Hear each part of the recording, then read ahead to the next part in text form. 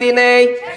আজ আল্লাহর ঘরগুলিতে তাকিয়ে দেখেন, আল্লাহর ইসলাম থাকার কারণে আজান হয়ে যাবার পরে ইমাম সাহেব যখন নামাজে দাঁড়ায়, কে আওয়ামী লীগ, কে বিএনপি, কে জামাত, কে জাতীয় পার্টি, কে চরমানাই, কে ফুরফুরা, আপনি দেখেন কোন দলাদলি নেই। কে গরিব, কে ধনী, কে কালা, কে ধলা, কে লম্বা, কে মোটা, কে চিকনা, কোনো পার্থক্য হয় না।